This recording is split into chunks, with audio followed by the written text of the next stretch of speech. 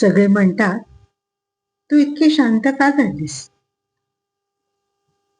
पण त्या शांततेमागे किती आवाज दडलेले असतात हे कुणालाच दिसत नाही. नमस्कार, श्री स्वामी समर्थ. मी सुरेखा नरेंद्र.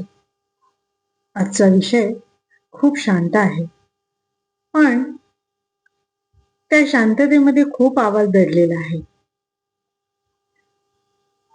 मित्रमैत्रिणींनो, कधी कधी शांत राहणारी हे ओरडण्यासारखं असतं बरं का. आपल्या आयुष्यात रोजच नवनवीन गोष्टी घडतात, प्रसंग घडतात. कधी मनासारखे असतात, कधी मनाविरुद्ध असतात. तेव्हा अनेक प्रकारच्या क्रिया प्रतिक्रिया घडतात. परंतु त्या घडलेल्या गोष्टींवर आपण काही प्रत्येक वेळी रिॲक्ट करतो तसं नाही. किंवा एखाद्या वेळी इतक्या मोठ्याने चिडून आरडाओरडा करून राग व्यक्त करतो आणि मग त्या गोष्टीचा आपल्यालाच त्रास होतो. पण बऱ्याच वेळेला आपली चूक नसते. समोरचा आपल्यावर आरोप करतो, दोष देतो, आपण कसे खोटे आहोत हे ठरवण्याचा प्रयत्न करतो. पण आपण अगदी शांत राहतो, काहीही रिॲक्ट करत नाही.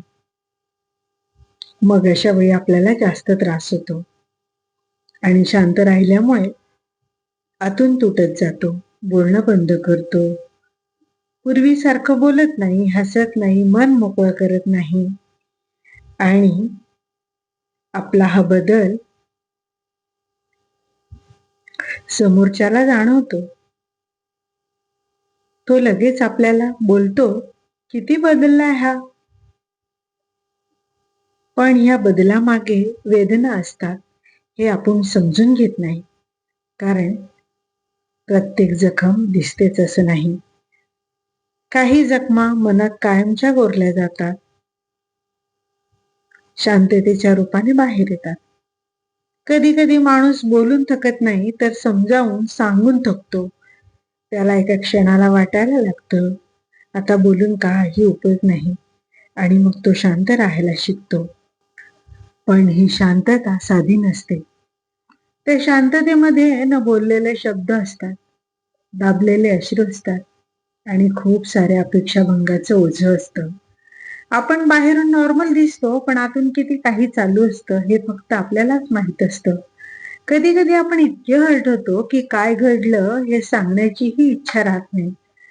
कारण प्रत्येक वेळी आपल्याला समजून घेतलं जाईलच असं नसतं, आणि मग आपण शांत राहतो.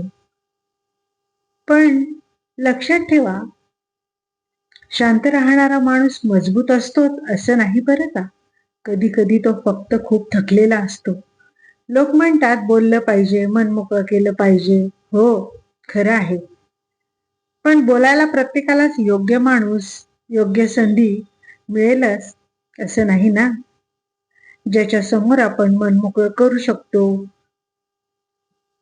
वेदना, दुःख, त्रास स्वतःजवळच ठेवावे लागतात, आणि मग त्या शांततेची सवय बनते.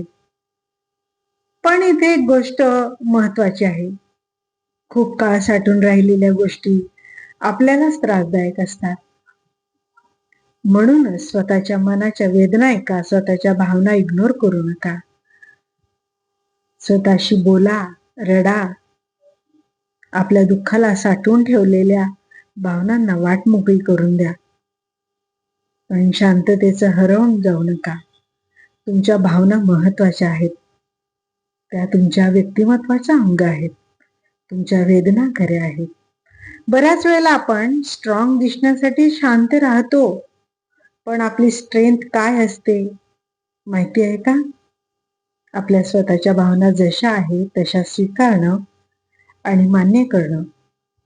त्यासाठी खूप मोठं धाडस लागतं. ते स्वीकारणं आपल्या जडणघडणीतून आणि आपल्या बालपणीच्या संस्कारातून आलेलं असतं असं मला वाटतं. कारण आपण जसजसे मोठे होत जातो, वेगवेगळ्या चॅलेंजेसना स्वीकारतो, तेव्हा आपल्या भावना व्यक्त करण्याच्या पद्धती बदलत जातात. आपण खऱ्या भावना खूप कमी वेळा व्यक्त करतो, पण बाकीच्या ठिकाणी आपल्या मनाविरुद्ध शांत राहतो. बोलायची गरज असते तरी बोलत नाही, शांत राहतो. आपलं सगळं सुरळीत सुरू आहे, आपण खुश आहोत, छान आहोत हे दाखवण्याचा अट्टहास करतो. पण जेव्हा एकटे असतो तेव्हा आपल्या लक्षात येतं, गरज असताना आपण बोलत नाही, शांत राहण्याचा पर्याय निवडला आहे.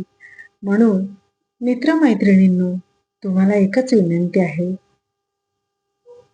तुमच्या पण आजूबाजूला अशी एखादी व्यक्ती जिने आयुष्यात खूप संघर्ष झेलला आहे, दुःख पचवले आहे आणि ती अचानक शांत झाली आहे. कुठल्या चर्चेत, संवादात जर सहभागी होत नाही, तर तिला जज करू नका. फक्त तिला मायेने विचारा, बाई ग, तू ठीक आहेस ना? बाबा रे, तू ठीक आहेस ना?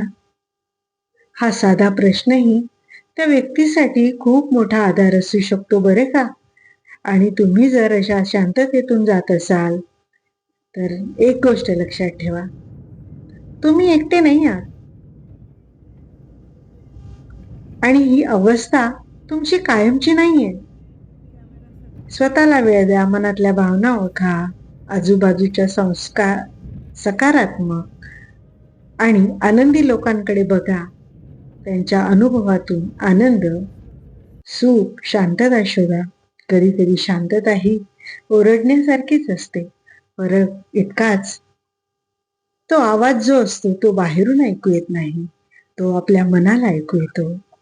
मित्रमैत्रिणींनो, आजचा जर व्हिडिओ आवडला असेल तर जास्तीत जास्त लोकांना शेअर करा.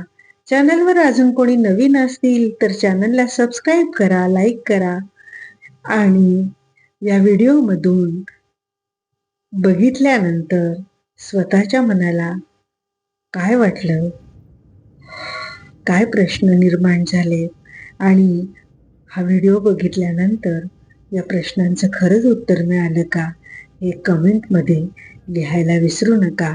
कारण ही अनुभवातून आलेली जर्नी आहे एका कॅन्सर वॉरियर्सची, जिने अनुभवातून, विचारातून स्वतःला हील केलं आणि ती आज तुमच्या समोर मनापासून व्यक्त होती आहे. तुमचा पण खूप छान रिस्पॉन्स मिळत आहे. म्हणून मी अजून नवीन नवीन विषय तुमच्यापर्यंत घेऊन येणार आहे. तर व्हिडिओ पूर्ण बघितला असेल तर मनापासून धन्यवाद. चॅनलला लाईक करा, शेअर करा आणि जास्तीत जास्त सबस्क्राईब करा. धन्यवाद. श्री स्वामी समर्थ.